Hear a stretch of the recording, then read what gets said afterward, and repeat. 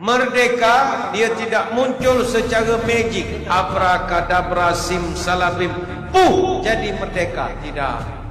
Merdeka ini kita bayar harganya dengan air mata, keringat, darah, bahkan nyawa orang tua-tua kita dahulu. Persoalannya, apakah sumbangan PAS dalam kemerdekaan tanah Melayu? Ayo kita selusuri sejarah PAS dan kemerdekaan. Sumbangan PAS dalam kemerdekaan Malaysia.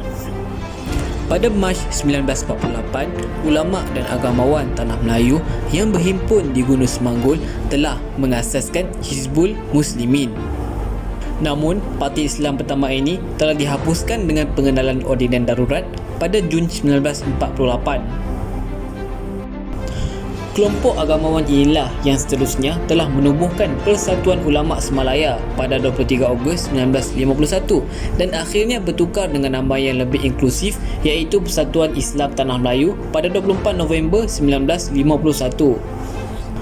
Dasar perjuangan PAS ialah untuk membebaskan Tanah Melayu daripada belenggu penjajah British, seterusnya menegakkan sebuah pemerintahan Islam berlandaskan Al-Quran dan Al-Hadis.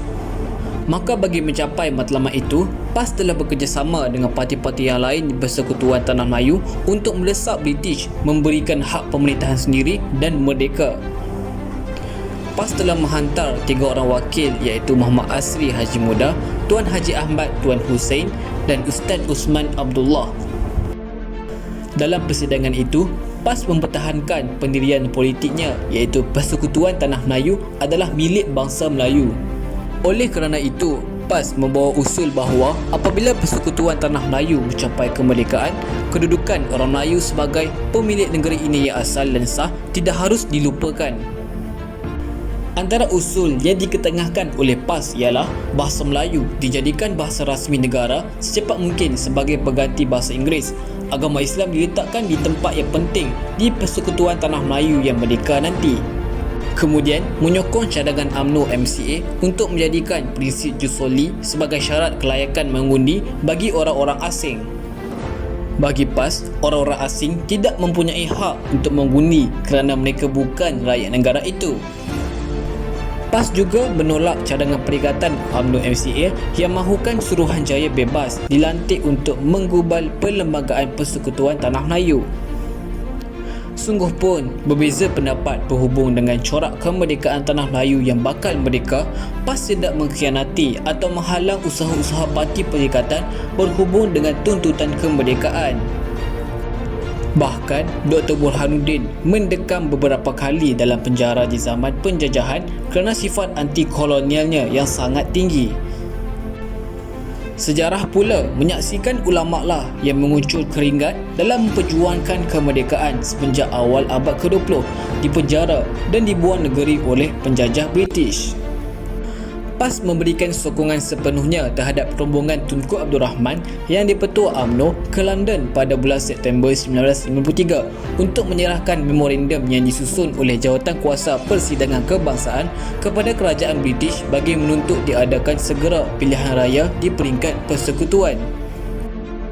Hasil desakan bersepadu daripada parti-parti politik itu, British bersetuju untuk mengadakan pilihan raya persekutuan pada tahun 1955. Pada bulan Ogos dan Oktober 1953, PAS menyertai Persidangan Kebangsaan Tajaan Perikatan UMNO MCA bagi membahaskan cadangan untuk mendesak kerajaan British mengadakan pilihan raya persekutuan 1954 iaitu sebagai langkah awal ke arah pemerintahan sendiri. Maknanya, PAS melakukan apa sahaja bagi memastikan jalan kemerdekaan dapat diraih. Pilihan raya yang pertama sangat penting bagi menyediakan rakyat Tanah Melayu untuk berkerajaan sendiri. Kemudian, nama Persatuan Islam Semalaya ditukar dalam persidangan pada 25 hingga 27 Disember 1971.